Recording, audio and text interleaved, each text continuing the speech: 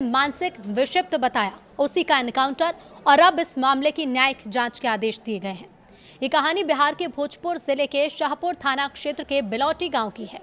यहां रहने वाले भरत तिवारी का हथियार के साथ एक वीडियो वायरल होता है। पुलिस जब भरत को पकड़ने पहुंची तो काफी देर तनातनी के बाद भरत का एनकाउंटर कर दिया गया। भरत के परिजन इस एनकाउंटर को फर्जी बता रहे हैं और अब बिहार सरकार ने शनिवार को भोजपुर में हुए इस पुलिस एनकाउंटर की न्यायिक जांच की बात कही है। दरअसल शाहपुर पुलिस स्टेशन इलाके के बिलौटी गांव के रहने वाले भरत भूषण तिवारी का बुधवार को एनकाउंटर हुआ। एजेंसी के मुताबिक इस मामले को लेकर बिहार के मुख्यमंत्री सम्राट चौधरी ने सोशल मीडिया पर लिखा कि बिलौटी गांव में बुधवार को हुई मुठभेड़ की एक रिटायर्ड हाईकोर्ट जज की देखरेख में न्यायिक जांच कराई जाएगी। उन्होंने कहा कि न्यायिक जांच से घटना के सभी पहलुओं की पूरी निष्पक्षता से जांच होगी। लेकिन अब इसी बीच आरजेडी के राष्ट्रीय कार्यकारी अध्यक्ष तेजस्वी यादव ने इस एनकाउंटर को पूरी तरह से फर्जी बताया है। उन्होंने कहा है कि एक तरफ सरकार ने मामले की न्यायिक जांच के आदेश दिए हैं तो दूसरी तरफ पुलिस ने मृतक के परिवार वालों के खिलाफ केस दर्ज किया। सरकार को इस दोहरे रवैये पर सफाई देनी चाहिए। उन्होंने कहा कि बिहार में ये पहला फर्जी एनकाउंटर नहीं, ऐसी कई घटनाएं हुई हैं। सरकार जाति के आधार पर एनकाउंटर करती है। लोगों का ध्यान असली मुद्दों से भटकाने के लिए सरकार फर्जी एनकाउंटर का सहारा लेती है, जगहों के नाम बदलती है और विपक्ष की सुरक्षा कम करती है। इस घटना से जुड़े वीडियो भी सोशल मीडिया पर काफी वायरल हैं। कई वीडियोस में युवक के हाथों में हथियार दिख रहे हैं। भरत बार बार पुलिस प्रशासन और सरकार के खिलाफ नाराजगी जाहिर करता है। इसी के साथ धमकी देते हुए फायरिंग भी करते हुए नजर आ रहा था।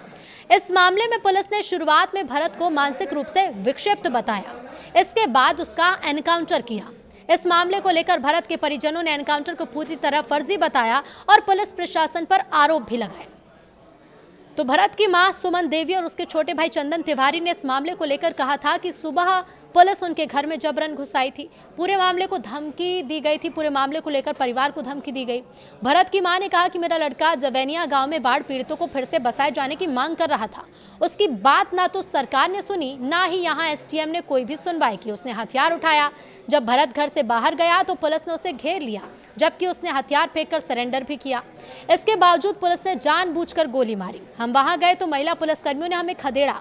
घटना को लेकर भरत की मां और भाई से पूछा गया कि आपके बेटे ने पुलिस पर फायरिंग की थी। पुलिस भरत को मानसिक रूप से विक्षिप्त बता रही थी, तो इस पर परिवार वालों ने कहा कि भरत बिल्कुल ठीक था, उसे बदनाम किया जा रहा था। वो बीएससी पास था, नौकरी की तैयारी कर रहा था। जब नौकरी नहीं लगी तो समाज सेवा में लग गया। उसे धोखे से पुलिस ने मार दिया। भरत तिवारी एनकाउंटर मामले में अब पुलिस ने 3 अलग अलग एफआईआर दर्ज की हैं। इसमें मृतक भरत तिवारी, उसके पिता और भाई को शामिल किया गया। एनकाउंटर के विरोध में सड़क जाम करने वालों पर भी केस हुआ है। परिजन पुलिस पर फर्जी एनकाउंटर का आरोप लगाते हुए पुलिसकर्मियों पर एक्शन की मांग कर रहे हैं। पुलिस द्वारा दर्ज पहली एफआईआर में भरत भूषण तिवारी, उसके पिता काशीनाथ तिवारी और भाई चंदन तिवारी आरोपी हैं। शाहपुर थाना अध्यक्ष राजेश मालाकार के एप्लीकेशन पर यह केस हुआ है। इसमें अवैध हथियार रखने, पुलिस पर फायरिंग करने और सरकारी काम में बाधा पहुंचाने का आरोप है। पुलिस का ये कहना है कि सूचना के बाद जब टीम भरत के घर पहुंची तो उसने पुलिस पर फायरिंग की, कई राउंड गोलियां चलाई। उसके पिता और भाई को भी हथियार की जानकारी थी, इसलिए उन्हें भी आरोपी बनाया गया है। दूसरी एफआईआर कथित मुठभेड़ को लेकर दर्ज की गई, तो वहीं तीसरी एफआईआर में भरत तिवारी की मौत के बाद हुए विरोध और NH 922 जाम करने का मामला सामने आया है। अब भरत तिवारी एनकाउंटर मामले में अब पुलिस ने 3 अलग अलग एफआईआर तो दर्ज कर ली हैं, जिसमें मृतक भरत तिवारी, उसके पिता और भाई को शामिल किया गया।